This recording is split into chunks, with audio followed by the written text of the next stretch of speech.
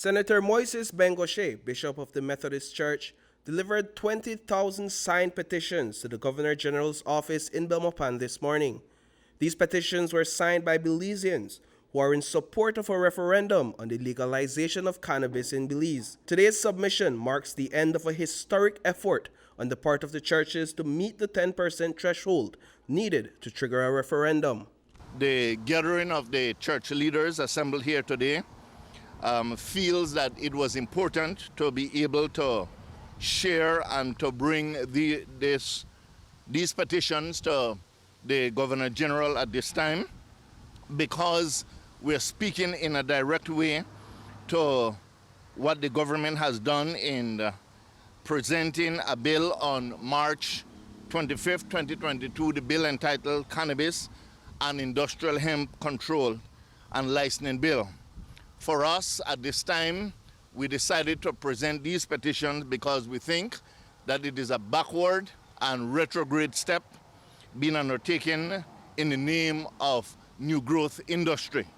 The Governor General's office is expected to deliver the signatures to the Chief Elections Officer, whose office will then undertake the process of vetting the signatures to ensure that the petitions are signed by registered voters. Once that process is complete, the Chief Election Officer will then set a date for a referendum to be held. These signatures are all true and real. The signatures represent the voice of the Belizean public. It includes a former Prime Minister, it includes bankers, CEOs of different companies across the length and breadth of this nation. It represents people from every walk of life, Rastafarians and community leaders. It is telling us here and now that though this petition for a referendum was first proposed by the church, it is no longer just the church calling for a referendum, but it is the entire country of Belize. People are responding to the call from rural areas, the urban and the suburban areas. It includes the trade unions who have responded to the call, the lawyers who have responded to the call, men in uniform such as the Coast Guards have responded to the call. We are all calling for the Government of Belize to take the right step to get going with the referendum.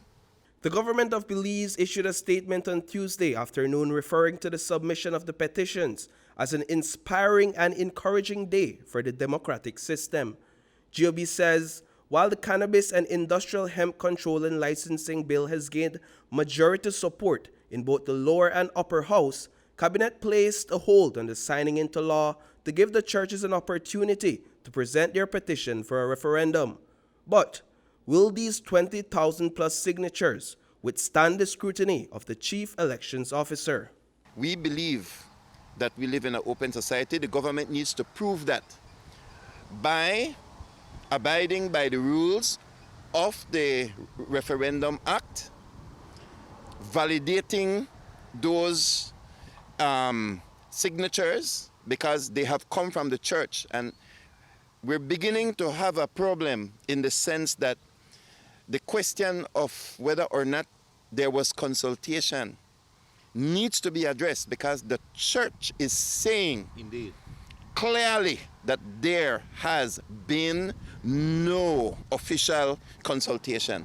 The church is also saying that we have properly vetted the documents and that those documents can stand any test. Now, every single petition has been submitted. That's correct. Every single. So even if the petition did not pass the test, it was submitted because it is an authentic signature of an authentic Belizean. But we ensured that we surpassed the 10% threshold. That's with correct. validated signatures.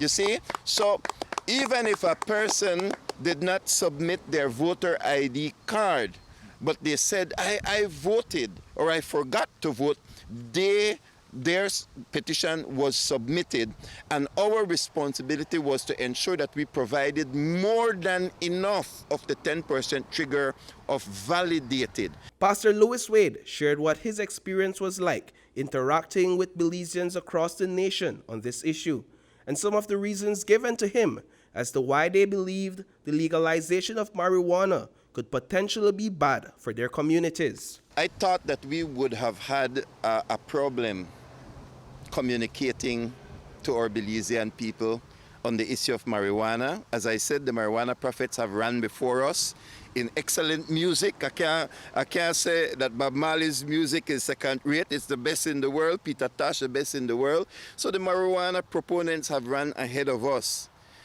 But when we hit the ground, and I think God wanted us to hit the ground, to meet with people, to talk with people, to go into their homes and families, we recognize that the marijuana issue is a paper tiger. The marijuana issue is a paper wall painted cement. Because when we began to go into the homes, the people began to explain to us why they do not want marijuana legalized, how it has affected their communities. Belize is a country both of urban and rural communities. That's correct. Villages that are integrated for 1,000 years, for hundreds of years, that are now being ripped apart by this issue of marijuana, and a dawn that has now come to live in their community and has taken on their young people as either as their clients or as their gangsters. Yes. So Belize is not just Southside. Belize is a multiplicity of communities across this nation. 65% Yes, rural. 65% are rural, and so we say that the marijuana issue is a paper tiger. And while these 20,000 signatures do not amount to 20,000 voters in opposition of the legalization of marijuana, the church contends that the majority of signatories are against the legalization of marijuana. The 21,000 plus persons were concerned enough to be able to sign the petition. And one of the things we're saying as a church, media houses, is this: put it to the referendum. And the church, and I say this to us, the church will respect whatever the result is.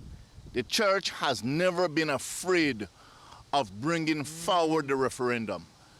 Put it to the referendum, and the church will respect the will of the people. Reporting for News 5, I am Paul Lopez.